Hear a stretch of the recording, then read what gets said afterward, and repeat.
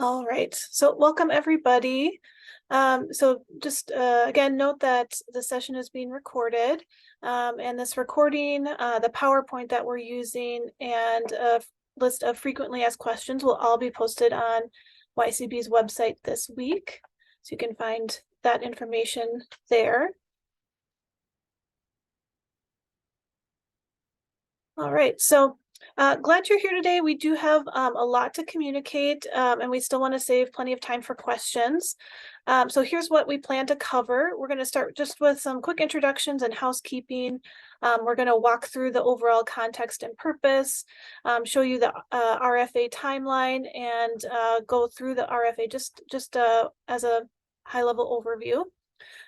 We'll also talk about eligibility at the organizational and programmatic levels, go through funding priorities, talk through the application process and reporting requirements, and then again, we'll take questions at the end.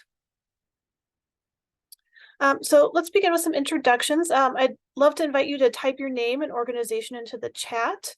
And while folks are doing that, I'll introduce the YCB team. For those of you who are not familiar with the Minneapolis Youth Coordinating Board, or the YCB is what I'll call it moving forward, we're a local government intermediary focused on making systems change for Minneapolis children and youth. We have a joint powers agreement between the City of Minneapolis, Hennepin County, Minneapolis Public Schools, and the Minneapolis Park and Recreation Board. And you can learn more about us and our work on our website at ycb.org. So there are a number of folks who got us to where we are today, who I'm calling our RFA support team, and just want to introduce them. Joining me on the call today is Karina, our social work intern. So she's going to be monitoring the chat, and we'll be popping in any relevant links also in the chat and letting folks in. So if you have a specific question at all, Karina will be monitoring that.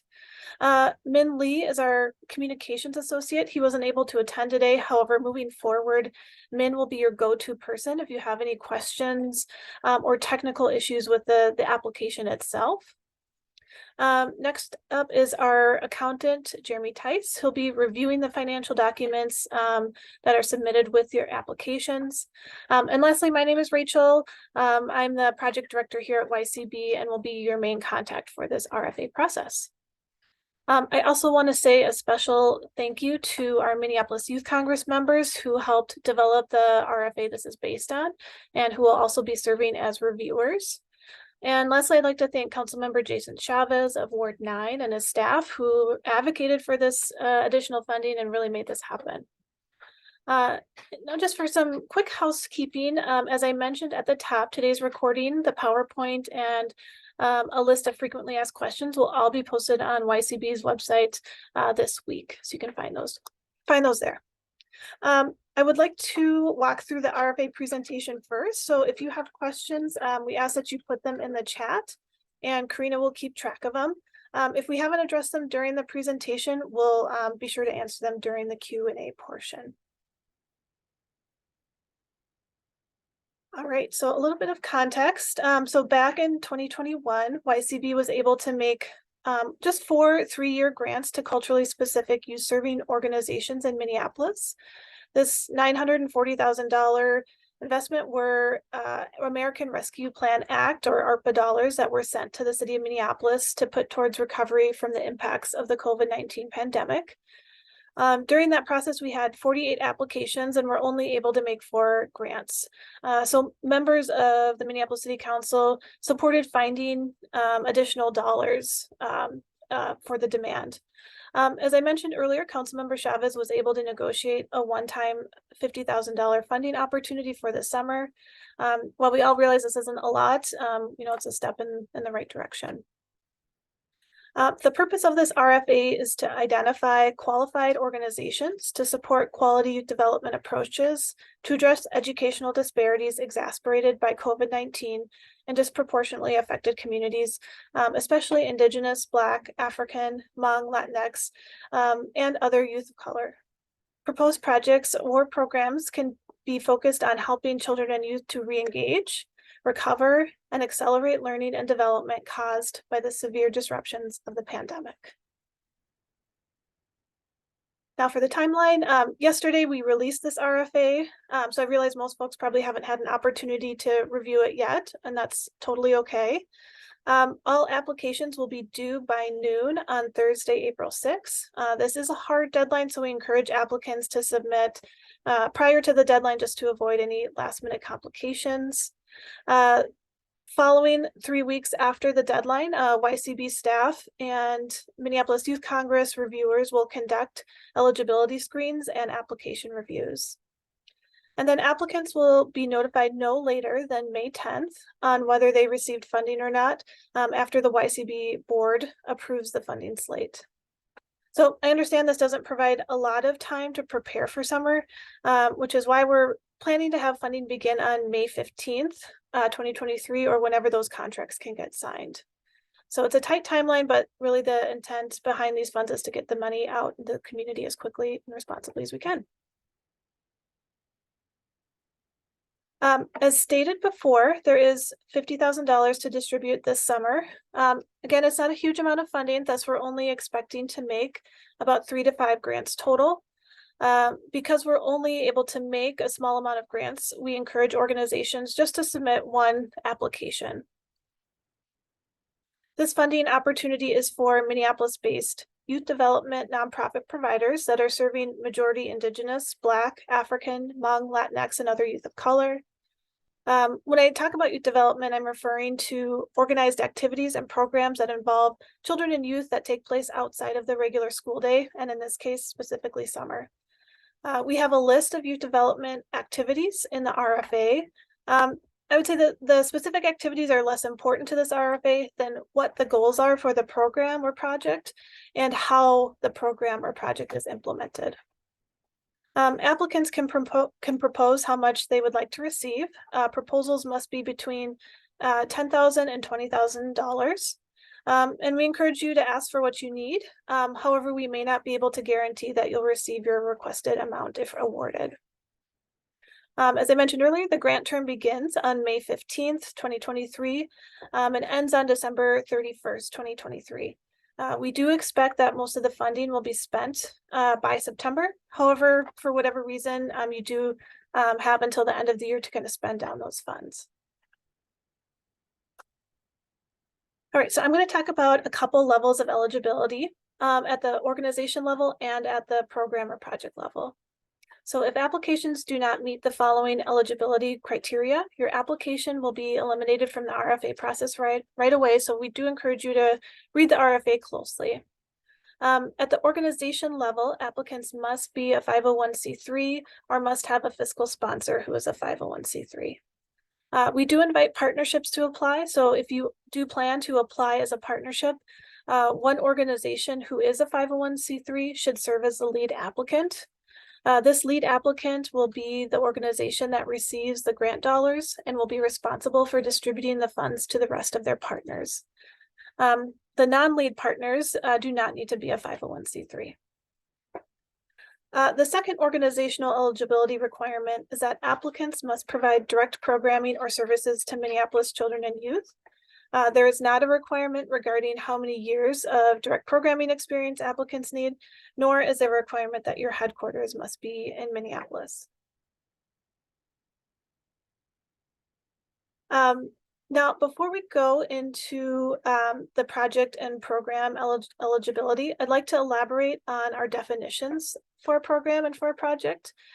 This RFA is accepting both program and project proposals, and we are defining a program as something that is ongoing with coordinated multiple purposes and a defined set of outcomes. So an example of this could be a camp program that meets on a regular schedule over the summer months, focused on providing a safe place for young people to access healthy meals, maybe doing reading activities and or a selection of various enrichment activities. And then we're defining projects as time limited with a single focus or purpose and a defined set of deliverables or results. So an example of this could be an organization partnering with young people to conduct a research project on their topic of choice and develop recommendations or an action plan based on the results of that research. And if you have questions about that, I'm always happy to talk more about what those mean. So let's talk about the program and project eligibility criteria. First, this program or project must take place during the summer 2023, so June through August. So for Minneapolis public school students, summer starts on June 16th and ends on September 4th, Labor Day. Youth must, or you must serve children either living or going to school in Minneapolis between the ages of 5 and 24. We do not have a minimum requirement for the number of youth served. We recognize that some programs work with fewer youth in a deeper way, while others are able to serve larger groups of youth. The number of youth you propose should match the intensity and duration of your program or project. Your programming or project must serve at least 60% Indigenous, Black, African, Hmong, Latinx, or other youth of color. Your programming or project must be voluntary, so youth cannot be court ordered to participate, for instance. Oops, I forgot one more piece here. We also do not have a minimum number of hours or days for this RFA because summer is kind of a unique time. However, we will ask you to talk about your summer schedule in the RFA, so just be prepared to do that. All right, so next we're going to talk about funding priorities. So as I mentioned earlier, it's really important about how you implement your program versus kind of the specific activities you're choosing to do that. So this next slide is going to discuss the funding priorities for this RFA.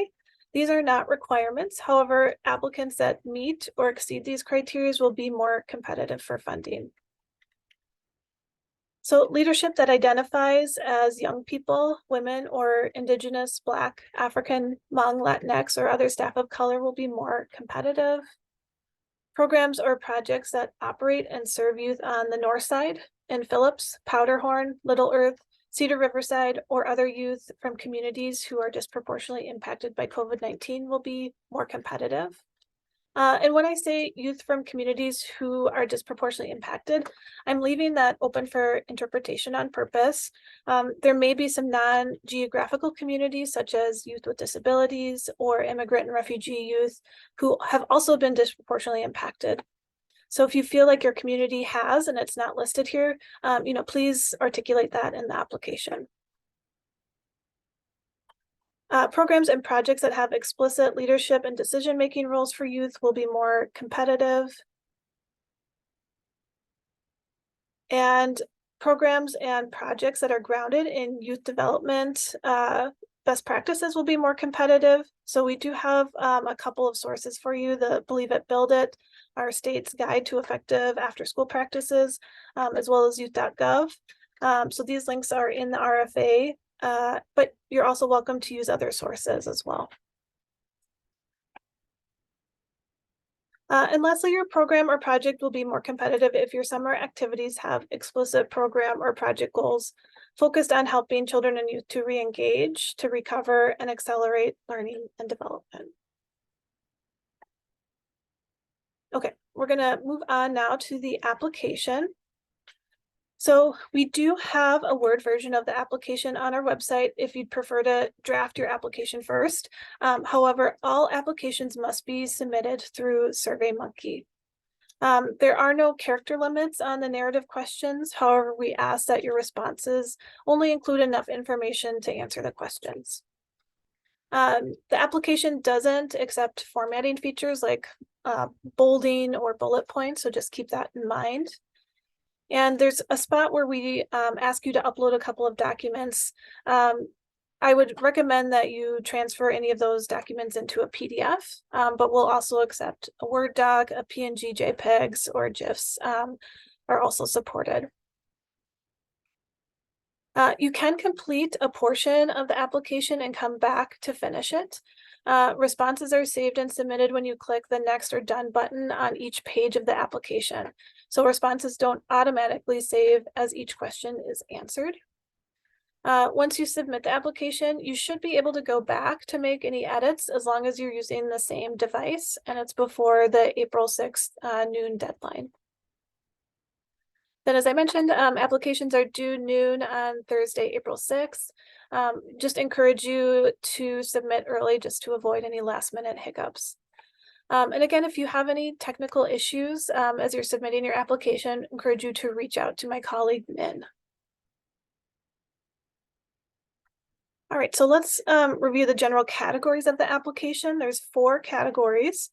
The first one talks about the agency contact info and the organization info sections. Those should both be filled out by either the fiscal sponsor or the lead applicant. The summer activity section is what will have the largest scoring weight of the application, so we encourage you to spend your energy here. There are questions that have multiple sub-questions, so encourage you to read and make sure you're answering each of those sub-questions. And again, we're not, our audience here is young people and staff, and so we're less worried about, misspellings or anything like that. We're more concerned about really understanding your program. And so if you can clearly be explicit and articulate in what your program is doing, which if that includes just kind of listing things out, or don't feel like you need to really spend a lot of time editing and putting it into kind of a long, well-written narrative. We just really want to understand what your program is doing. The last section is the financial info section.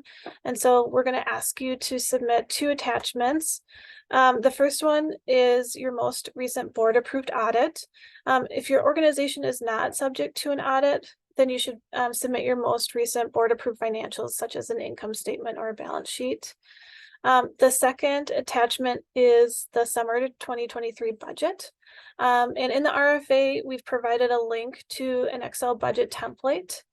So you're welcome to use this budget, or you're welcome to create your own. Just remember that SurveyMonkey cannot upload Excel documents, so save your budget as a PDF before uploading. And then just a few notes that snacks and meals for program participants is an allowable expense under supplies and materials, as well as stipends for young people. And then we ask that no more than 15% of your program or project's budget can be used for administrative or overhead expenses. All right, so once the applications are received and the April 6th deadline has passed, YCB staff will conduct an eligibility screen on every application. Applications that are deemed ineligible will be removed from the process, and those applicants will be notified right away. Each application will be reviewed by a panel of staff, youth, and adults with subject matter and operational expertise, who will read and score the narrative and attachments. Reviewers will also examine the budget and the budget narrative to ensure costs are realistic, reasonable, and necessary. And YCB's accountant will also review the financial documents to assess any risk. And then we will host a review panel session with our reviewers to discuss each application.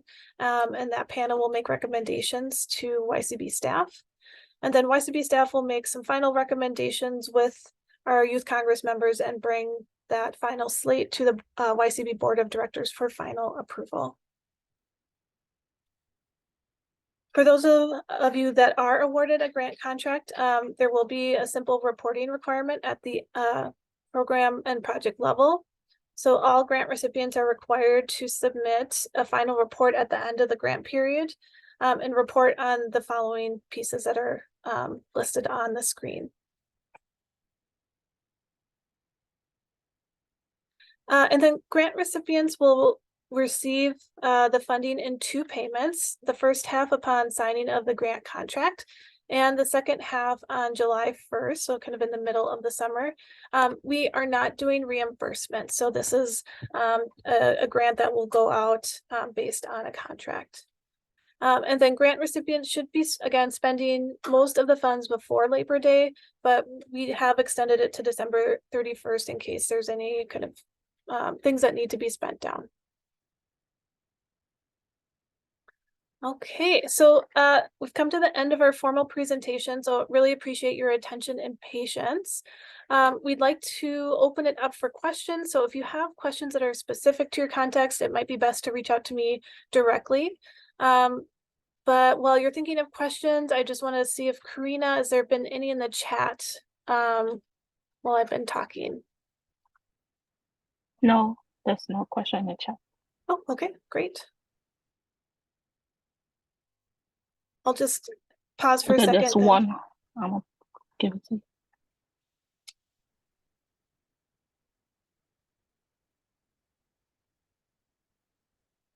Okay, so Carl, I'm seeing your include managers as part of your leadership team, and they will have direct oversight of your summer program. Maybe include them, or must we only include directors? So for the organizational one, we are just looking for it's kind of how you define leadership. So we just provided directors as an example. So if managers are included on your leadership team, then that would be fine to include that.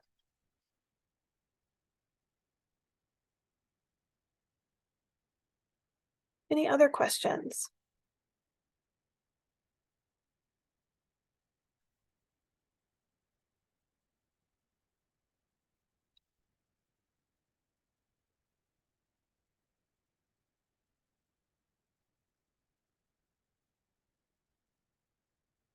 Patricia, are any financial incentives allowable? Can you expand a little bit more? Do you have a specific example in mind? We pay for our kids an hourly stipend sometimes for our programs because the kids come from relatively low-income families. So I'm wondering if an hourly stipend for a part of the program or for all of the program would be allowable. Absolutely. Wages for young people or stipends are absolutely an allowable expense, as is, food or transportation, anything to support their participation. Okay, thank you. You're welcome.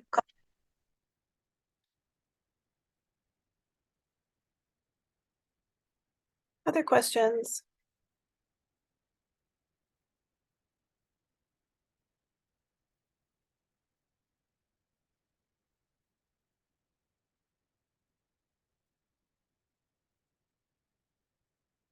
Okay, well, obviously you still have more opportunities to ask questions. I'm available by email and phone number. It's up there on the screen, so feel free to reach out at any point. And so we're going to wrap it up here. As I mentioned, we'll post this recording and the PowerPoint. And as more questions come in, we'll add that to our FAQ on our website. So again, feel free to reach out to Min or myself if you have any issues. And if you're not already receiving the Minneapolis After School newsletter, you can click on the link in the PowerPoint to sign up. We send out announcements, funding opportunities, trainings. We also have a newsletter that promotes jobs in the youth work field. So if you have any specific jobs that you want promoted, please send them to Min and I. And then additionally, we're trying to get our What's Up 612 program finder off and running. So this helps youth and families find after school opportunities in Minneapolis. And first step is to sign your organization up via the link in the RFA. So just want to thank you all for joining us today and for considering this funding opportunity. I'll hang around for a few minutes. Otherwise, I will stop recording.